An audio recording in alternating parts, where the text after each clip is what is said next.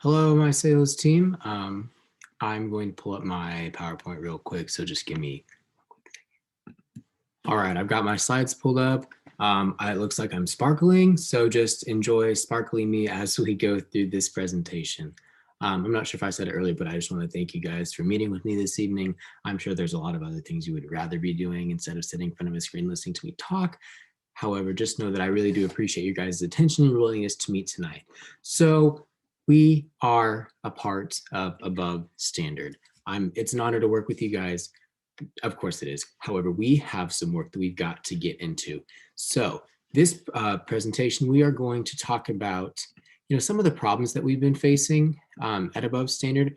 But of course, we're not quitters. We're going to overcome that. So we're gonna before we get into the solution, we're going to frame our conversation by first talking about the role of promotion and the channels used to promote, as well as the role of technology, how we can use technology to move forward and benefit us, as well as how we can position our brand to be trusted in the minds of teachers and school districts, and then finally get into the actual solution, which is going to be social media.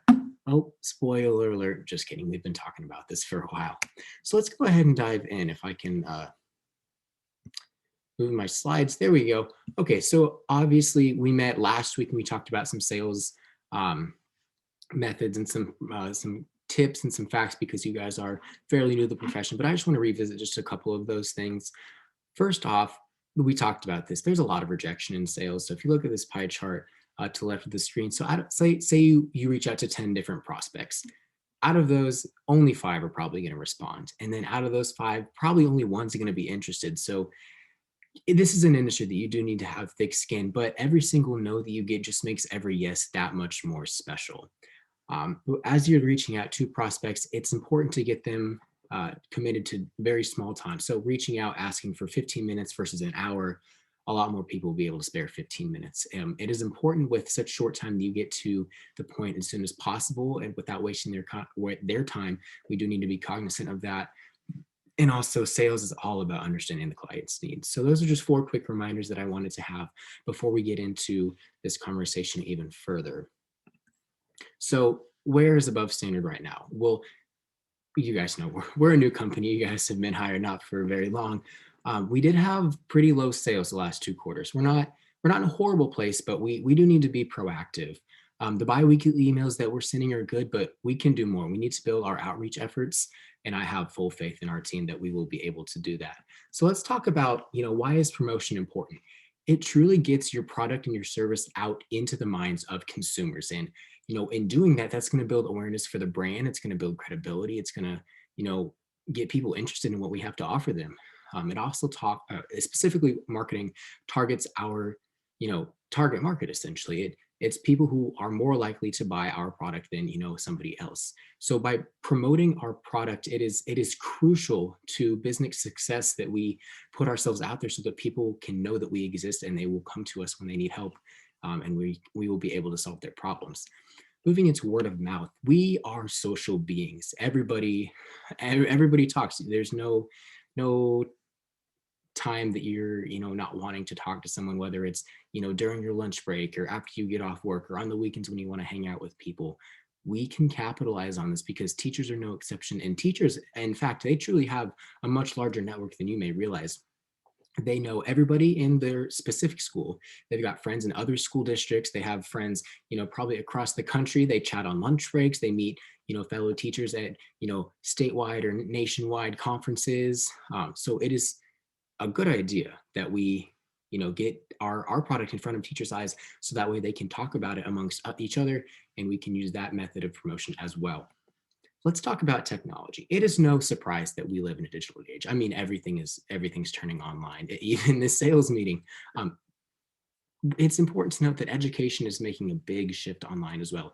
Textbooks are available online, assignments are available online, group projects, even classes as we navigate this pandemic. So it is critical for us to understand that there is such a importance of having an online presence. We have to keep up or else we will fall behind. I also believe that having an online presence does appeal to potential clients, and it does build our credibility because we are competent enough to run social media, run a website, and appeal to customers that way. Plus, my old boss used to tell me that online marketing was like marketing without marketing, meaning it is so easy for a client to scroll past a post and then click on our website. It is so like hands off. We just got to put something out there and then they do the rest versus calling them up on the phone, giving them the sales pitch, setting up a meeting, so on and so forth. So it is very important that we, will capitalize on our social media, but I'll talk about that more later. Let's keep talking about how our online presence will impact sales. Being online gives businesses a voice. There's a lot of people online. That's why they call it social media. But if businesses can partake in that socialization, that's only going to help the business that much more. It also is a way to connect with our customers. As I mentioned earlier, it puts our products and our services in front of customers' eyes, and that only helps us. Like I said, marketing without marketing, if we have the website link in our bio, we can just make a post, and if someone sees that post and they're interested, they can go to our bio, click on our website link, and boom, we're already having website traffic, and that's fantastic. And we can also utilize sponsors and influencers who use social media to get our products continue to be in front of our potential clients' eyes. So now that we have framed our conversation that we're about to have about our social media by talking about sales and digital presence and promotion, let's get real. Oh, I'm kidding. We still have to talk about positioning. I was getting ahead of myself. It is important to think about positioning before we talk about social media as well. Our mission is to help teachers. Teachers often feel overworked and underpaid, and they are truly critical in a society where they are developing the youth of America who's going to grow up and take over the jobs that you and I have right now. So teachers truly deserve the best. So we want to position ourselves as, yes, we are helping teachers, but we are also going to give you products and resources that will be worth your investment. So keeping those two key aspects in mind are critical when moving on with our social media. So let's talk about the solution. Create and promote our social media presence. I'm sure that you guys have, an Instagram, a Twitter, a Facebook, a Snapchat, LinkedIn, probably. How can we as a business promote ourselves rather than just posting about what you did this past weekend with your family? So it's critical that we get the appropriate platforms, because if we use something wrong, we're not getting in front of the people's eyes that we need to be getting in front of. So a lot of teachers, I did some research, and a lot of teachers fall between 30 and 50 years old. Of course, there's younger teachers fresh out of college and older teachers who love the kids, and that's what they want to do after retirement. But we need to really focus on, this 30 to 50 age range. So if you look down at this chart, you'll see that Facebook is very popular among the older generations, whereas Twitter is not as popular among the older generations, and Instagram is pretty neutral. It's fairly popular, I'd say. So from this data, I think it would be wise if our team adapted a Facebook and Facebook and Instagram post for each territory, but not a Twitter. That way, just managing two is much more doable than having three. So I think they're the two more popular ones. So I think you guys should have no issue running those kinds of platforms. Of course, if you need help, me personally, as well as, other faculty, or not faculty, but staff and executive board here at Above Standard, we are more than accessible to help you and train you and give you the resources that you need to help represent our company online. I do think it is important that everyone has uniform names. So for each territory, for example, on Facebook, Above Standard East, Above Standard North, whereas on Instagram, it should be at Above Standard _West, Above Standard _South. Just having that uniform builds that credibility, and it really shows that we know what we're doing. We're being really intentional with our social media. Moving on, as far as post frequency, it's tricky. Some businesses should post more, some should post less. I don't think we should post once a week, but I also don't think that we should post just every single day. So I think 2 to 3 times per channel a week is very adequate. And I also think that it's important that we alternate days. Facebook is really good in the morning. I did some research. So like between 6 and 9 a.m. versus lunchtime. Instagram, everyone's on their lunch break. They're scrolling on their phones. And also Sundays are a good day. So if you look down at this possible schedule, Monday, you post on Facebook, Tuesday on Instagram, Wednesday, Facebook, Thursday, Instagram, take a break Friday and Saturday because people are busy and they're trying to enjoy themselves. And then on Sunday, when everyone's relaxing, then you can post on Facebook again. As far as content ideas go, we have a couple. These are just my brainstorming ideas. I would love to hear what you guys have to think on this as well. I think testimonies of current users are a great way to really incite a desire to learn more about a product. If these real people are using this and they're pleased with it, I mean, that's the best form of marketing, I think, is, seeing what real legitimate people have to say. I also think, when we give our sales pitches, we offer a variety of resources, but very few, or very not very often, we get into the actual details, because like I said, you want to keep it short and sweet to not waste their time. But really diving in and being specific with what kind of resources that we offer to teachers. Also, we should really be promoting our benefits. It will save this much money over time, and it will save you time with your lesson plans, and XYZ. Here's the things that you will gain from it if you invest in our company.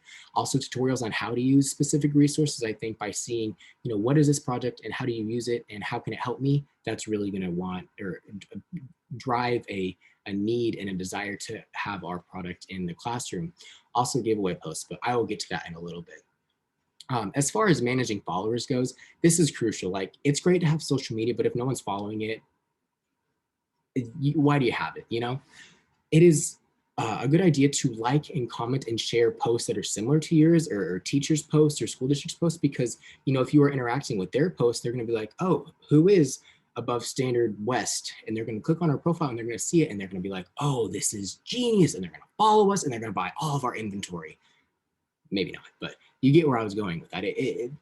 Interaction with other people will inspire interaction on their part, and that's going to be a great way for us to build followers, following us, and us to follow people in our community as well. As far as the giveaway posts go, it's like, enter for a chance to win one of 3 $50 Amazon gift cards. I don't know about you guys, but I could definitely use an Amazon gift card. I'm sure you guys could too, and I'm sure the teachers could as well. We could also offer a free trial of our products and services as an incentive to get people to follow. So a lot of common criteria for this: you must be following our account, you must share this post, and you must tag 3 people. If we could do one of these, once every couple months, oh my gosh, the traffic that's going to come from that is truly going to be incredible. So I think that's something that you guys should keep in mind moving forward. How will this generate future sales? It will build interaction, content interaction with our potential customers, will build awareness of our brand. It will also, teach them more about our product, how it can help them, how it really is worth their time and their effort and their money to invest in it. It also builds brand credibility and awareness. I've been saying that this whole meeting. And it also is just like a fun and creative way of marketing. It's more fun to, post a colorful picture on Instagram than it is to give a sales call and a sales pitch. So in conclusion, we need to be proactive. We are in not the perfect situation. We're not doing great per se, but we have to be proactive and increase our social media presence. And I think by each territory implementing a Facebook and an Instagram, that's going to generate so many more future sales than if we were to do nothing. So I hope I kept it brief.